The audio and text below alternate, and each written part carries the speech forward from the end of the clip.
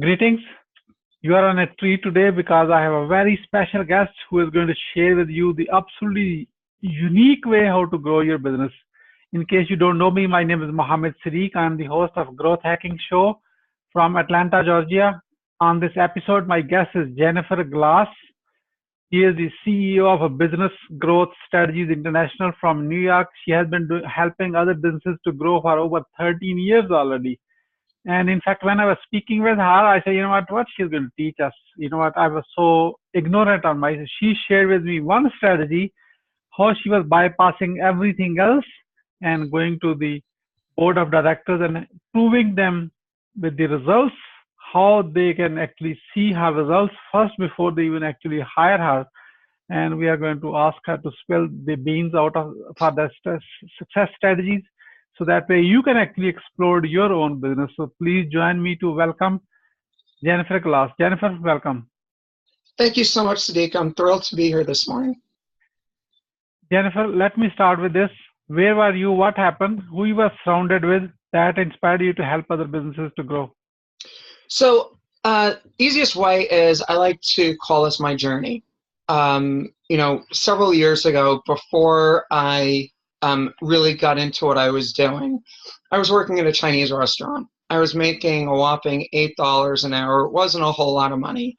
And I had dreams of looking at doing a lot more to be able to work with people. And I started working with a company after I left the Chinese restaurant, and I was focused on doing sales and marketing with them, primarily in the Asian Pacific region. I was, I signed an $8 million contract in China, which was huge thinking about the size of the deal. But when the commissions were coming in, I got a whopping $1,000 for every wire of $200,000, $300,000 that was coming into the company. And I said, you know what, this really is not going to work for me, because if I got an $8 million contract and I'm getting $1,000 for every, $200,000, $300,000 coming in, that's 0.5% to 1/3 of 1% that I'm actually making on a commission, with a really low base salary. So I needed to look at what I'm going to be able to do, really be able to improve my business, be able to improve my position.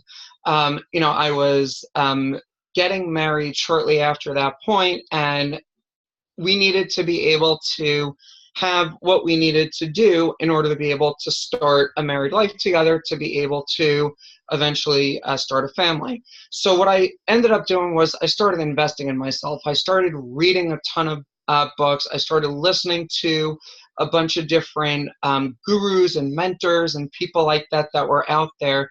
And I started looking, how am I going to be able to really improve my position and start actually acting on the material that I was learning? So I took a position with a company that brought me into the payment processing business. And I was working with him to really, it's amazing, and I hate to say it, but used car salespeople, when you're actually looking at what somebody is doing in the car sales, used car sales, it's somebody is saying, well, I'm going to sell you and I'm going to sell you hard. It's the high pressured sales that really gets confusing. So I needed to make it something that I was going to be able to really pick up and make it a lot better than where it was. I ended up then working with coaches, improve my business, and here I am today being able to really show other people how you're able to take full advantage of so many of the tools that are out there and be able to really increase your business. Thank you. Thank you. Very, very powerful story. You had so many incidents where you took charge of your life, Yes. So share with me, I know you were sharing with me the nonprofit route, how you grow your businesses, helping, how you get more clients through the nonprofits. Is that right? Absolutely. That's one of the things I love. I was a former fundraiser, so I know when it comes down to working with nonprofits, the value of going above and beyond to the nonprofits. And what I do is I act nonprofit with the nonprofit, but I look at getting in with the board of directors, because any nonprofit organization is going to have a board that is going to be directly responsible for running the overall vision of the organization. Obviously, there's an executive director and a team running the day-to-day operations. But the point is that the more that you're able to show these nonprofit directors the value that you bring to the table, when you're actually showing them, listen, I want to help your organization. And by you sitting on this board's, on this nonprofit organization's board, you're showing how much you care about that organization. So if I'm able to show love to something that you care about and be able to help it grow, be able to help it prosper, all of a sudden now they start thinking, well, hey, she's doing such a good job with the organization. Let me see how she can help me too. And then that creates a domino effect of being able to get more clients. I get one nonprofit, and all of a sudden I'm getting 3, 5, 9 members of the board that want to talk with me in terms of their business. And it's a huge gain for me as a business owner, but also for them because they're getting what they want. Their organization is doing very well. They're getting more money. They're getting more awareness. They're getting more donors, and everyone ends up coming out as a winner. And that is a huge boost for the nonprofit organizations. And really, when they're able to potentially get $10,000 a month in free marketing, I mean, any 501c3 in the United States, if you can get $10,000 a month in free online advertising, who wouldn't want to be able to take advantage of that? Wonderful, wonderful. So you're really growing, doing good first, give first, and then ask for something. So that's what that you do. You're doing good by helping nonprofit to help you to Yes. get the as a board of directors as your clients. That's a very, very unique. So based on your trusted relationship with the nonprofits and with the board of directors, and I'm sure you notice many things. I want you to share the top 3 missteps to avoid to grow your business. Sure. So in terms of the top 3 missteps is, early on, and this actually was a conversation that I was recently having with a couple of people and some of my clients especially, is don't get bogged down with emails, and don't let time management issues become one of your biggest mistakes. We only have 24 hours in a day. And there's only so many of those hours that we can possibly spend doing what it is that we're doing in terms of our job. I had one client that emailed me 10:30 one night, and he was used to me responding back pretty quickly. That was in the beginning of my business now. And when I was working with him and I was responding at 10 o'clock at night to these non-mission critical emails, okay, I was doing it because I believed in customer service as an essential component of my business, but it also really came down to quality of life because I wasn't able to spend the time with my kids that I really wanted to be able to do. So what I ended up deciding was I need to draw the line somewhere. And this one client emailed me 10:30 at night. I didn't respond. 8:30, 8:45 the next morning, he called me and said, "Is everything all right?" I said, "Yes." "Why?" "Because you didn't respond to my email last night." I said, "I was going to get to it this morning." And just moving forward, I set that as a basic principle in my business that if it isn't a mission critical issue, it's going to be addressed the following morning when I'm actually back in the office or, getting ready to go so that I'm able to actually take care of it. Another thing really is know who you can actually trust in business. Know a good advisory board, people that you're going to be able to communicate with, because you don't want to be in a position where, guess what, you need an attorney, you need an accountant, you need a banker, you need an insurance guy after something happened. You want that beforehand to be able to actually say, just in case anything comes up, you need to get a quick bridge loan because you need to be able to meet your needs. Make sure that you've got that advisory board in place of those people because they're going to be able to help you out. And another thing also is don't think you know it all. Always be open to learning. That was one of the things that in the beginning I thought, yes, I knew exactly what I was doing and I really didn't need anything. But the truth is that when you're working with coaches and you're working with mentors to be able to show you what you don't know, it's amazing because all of a sudden now it refocuses your mind. I mean, one of my coaches at a mastermind I was at a couple of weeks ago was really reshaping my focus even more into a direction that I didn't even think was something that I was looking at doing from a business perspective. It was a personal dream that I want to be able to accomplish, in the next 15, 20 years. But it was something, though, that I was looking at. And she refocused me and she said, you need to be doing those things that you need to do to be able to get there. So don't think you know it all. Always be willing to learn. Always be willing to listen to those advisory boards and, know how to be able to grow your business, because everything that you learn along the way, even if it's the wrong thing, it's going to be the right thing for you, because it's going to at least teach you your failure right now so that you're able to move forward and get to the right step. As one of my coaches say, don't just sit there, do something. You got to actually, with the knowledge that you get, you got to be able to do that. Wonderful, wonderful.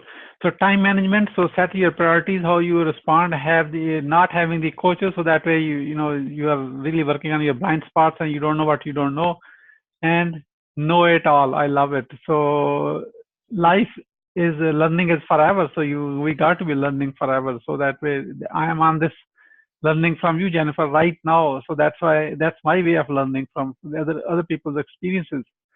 Absolutely. So, yeah, thank you so much. It's a great reminders again. So as we move along, what are the top 3 success secrets to grow your business based on your experience?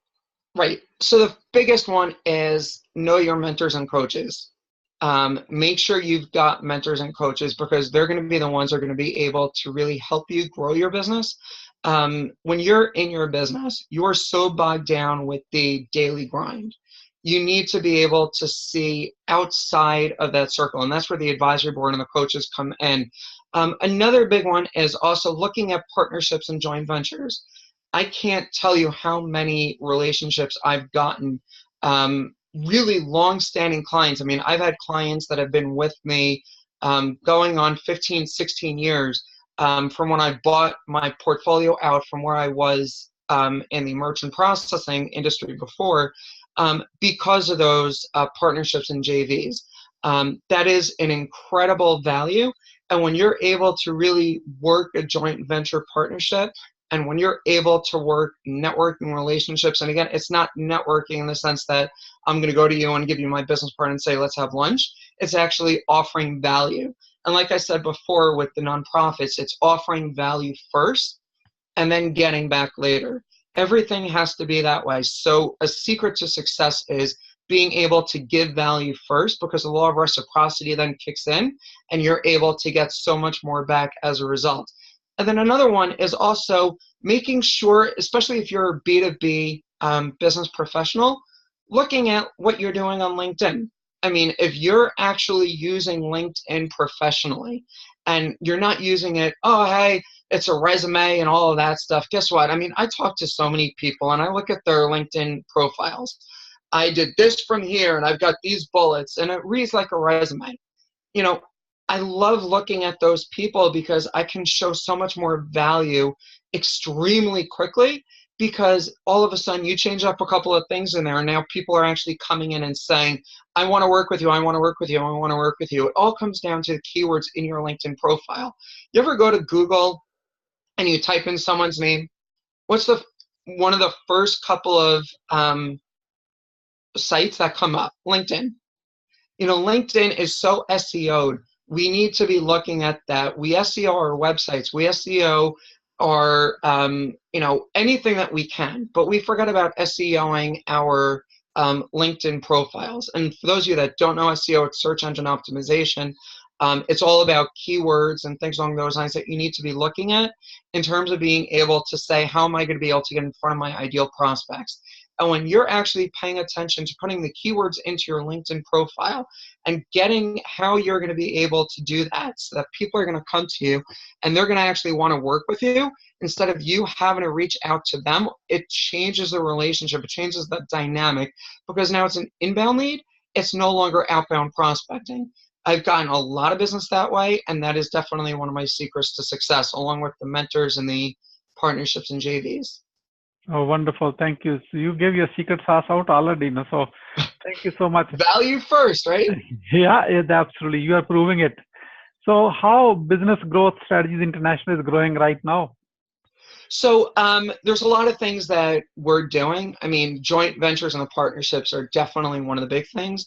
I'm also constantly out there speaking. You know, I'm the official provider or presenter for the Small Business Development Center, organization that works with about 1 million small businesses across the United States every year. I'm on the speaker bureau for SCORE, which is another organization that works with the small business community, a couple of global accounting firms, banks. That's another avenue that we're looking at and being able to continue expanding into the years to come, to really being able to get in front of more people, because as you can actually reach in front of other people, all of a sudden the sales presentation goes from one to one to one to many. And so that's another thing that we're doing and offering more. And again, it's offering value to anyone and everyone that we meet. Community involvement is a really big one that I am big on, and I have all of my reps, I encourage them to be involved in their communities as well, because when people in the community see that you're involved, they now want to actually be able to do business with you also, because you're giving back to your community. And as we, you know, as American Express started with Small Business Saturday, it's a way of being able to shop local, support local. When people are seeing that you're actually supporting local, they're doing a lot more in shopping with you. So that's another one of the secrets and tricks that we're using. I don't want to say tricks, but an insider tip to all of you on the Growth Hacking Show, to really being able to pay attention to what you're going to be able to do to be able to grow your business as well. Great, great. So how the Growth Hacking Show community can support you?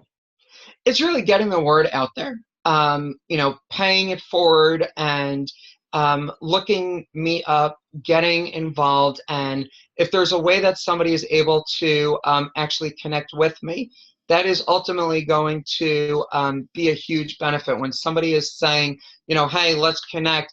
If you go to my LinkedIn profile, which Siddique, I believe, has on the screen right now, it's going to be an excellent opportunity for you to be able to connect. And I'd love to be able to help you grow your business too. Wonderful. So if you have a nonprofit and you want a $10,000 monthly ad revenue, like an ad budget paid by through the efforts of Jennifer Gloss, you go ahead and connect with her. And you, as you probably seen, she already given so much value. Go and connect with her anyway. Say hello, hi, and see, ask the question directly. Jennifer, how you can support me to grow my business?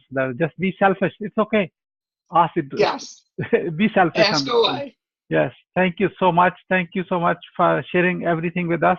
As we are about to wrap up, what would you say as a final word, Jennifer? So I just really wanted to thank you for allowing me to have the opportunity to speak with the growth hacking community. You know, I'm always looking to be able to help other entrepreneurs as they're growing their businesses. I love being able to give back. As you see over the last couple of moments, you know, we've definitely discussed a lot of value.